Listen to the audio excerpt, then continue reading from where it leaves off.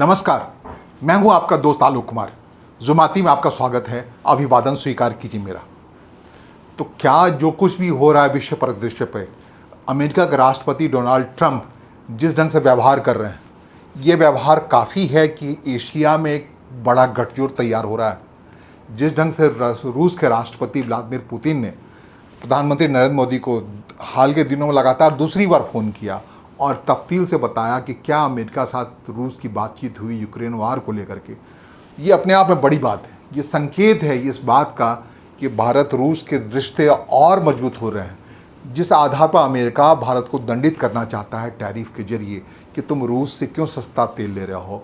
उतनी बेखौफी से भारत अपने जो अंतर्राष्ट्रीय नीति है या कूटनीति है, बाहरी नीति है, विदेश नीति है, उसको मुकम्मल तरीके से पेश करता हुआ दिख रहा है। इसमें रूस की पूरी मदद मिल रही है। दोनों बेखौफी के साथ एक दूसरे की गलबैयाँ मिला रहे हैं।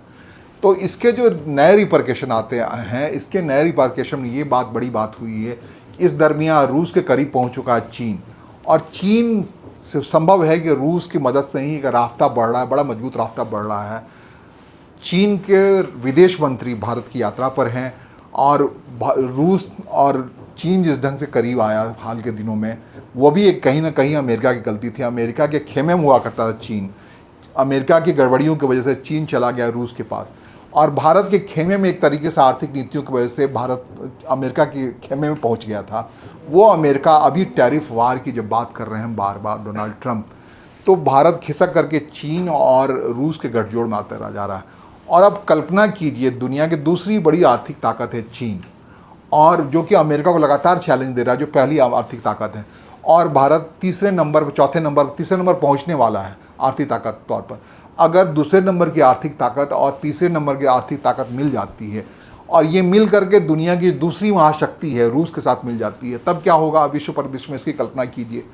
क्या डोनाल्ड ट्रंप या अमेरिका सात समुंदर पार यूरोप के साथ जो कारोबार कर रहे हैं, भारत से सात समुंदर पार यूरोप के साथ, वो कारोबार के जरिए नंबर 1 पे बने हुए हैं, तो क्या ये नई नीति जो कि भारत, चीन और रूस को आपस में करीब लाते जा रही है, इस आर्थिक नीति के जरिए वो अमेरिका का जो नंबर 1 बने रहना मुमकिन है क्या?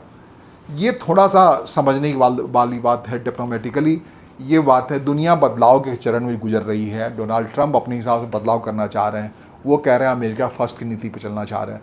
तो क्या ये अमेरिका फर्स्ट की नीति इतनी कट्टर नीति होनी चाहिए कि उनसे लोग छिटकते जाएं, मौजूद लोग छिटकते जाएं और दूर जाते जाएं? इस बारे में अमेरिका को सोचने की ज़रूरत है।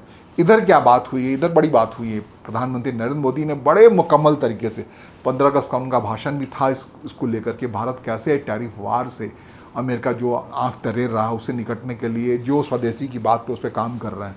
कह रहे हैं अगले 100 दिनों का एक कार्यक्रम बनाया जा रहा है बड़ी शिद्दत से, अर्थवेत्ताओं के साथ मिलकर के भारत इस पे काम कर रहा है गंभीरता के साथ कि अगले 100 दिनों में रास्ता ढूंढ लिया जाए। अमेरिका अगर वास्तव में भारत पर 50% जो अभी तक टैरिफ लगा रखा है, आगे 100% भी कर सकता है।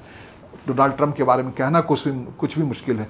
तो उससे निपटने के लिए किस ढंग से लोकल इज़ वोकल की बात होगी, किस ढंग से स्वदेशी को लाने की बात होगी, किस ढंग से भारत अपने एक नया बाजार तैयार करेगा, वहाँ तक पहुँच बढ़ाएगा, अपने उत्पादों को लाएगा। और क्या इस सब काम में जिस ढंग से चीन से भारत का बढ़ता रिश्ता है, जो हाल के दिनों में गलवान की वजह से टूट गया 2022 से, और 3 साल के बाद उसमें सुदृढ़ीकरण हो रही है, मजबूती हो रही है, सारे रिश्ते सुधर रहे हैं, अंतर्राष्ट्रीय स्तर बताना, कूटनीतिक स्तर पे जो आर्थिक संबंध सुधर रहे हैं, और रूस जिस ढंग से भारत की मदद किए हुए लगातार ऑपरेशन सिंदूर की बात हो, या कई मौक़ों पर भारत का एक जो टेस्टेड विश्वासी सहयोगी देश है रूस, उसके पास पहुंचने के लिए और करीब पहुंचने के लिए अमेरिका जो बार बार रास्ता खोल रहा है या मजबूर कर रहा है, तो इस लिहाज से बड़ा महत्वपूर्ण है कि पुतिन और मोदी के बीच में मजबूत रिश्ता है। और इसमें जो आते जा रहे हैं चीन के वांग यी अभी भारत में है, उसके विदेश मंत्री, उनके साथ बैठक होनी है अजीत डोभाल की। तो ये सब कुछ दिख रहा है कि एक दुनिया में एक नया ध्रुव सा बनता जा रहा है। भारत, चीन और रूस का जो मिठास है, ये मिठास कहीं ना कहीं अमेरिका के लिए खतरा है। जो अमेरिका अपने आप को कूटनीतिक लिहाज से देखें तो पूरे यूरोपियन वर्ल्ड से अलग किए जा रहा है यूक्रेन और रूस के समझौते के क्रम में। तो इसे समझना है और देखना है, दुनिया की कूटनीति करवट बदल रही है, ये किस करवट बैठती है, क्योंकि ऊँट का मामला है। जिस करवट बैठेगी वो देखना है कि कहीं भारत उसमें दब तो नहीं रहा है। ऊँट के करवट बदलने का मतलब आप समझते ही हैं। नमस्कार, धन्यवाद।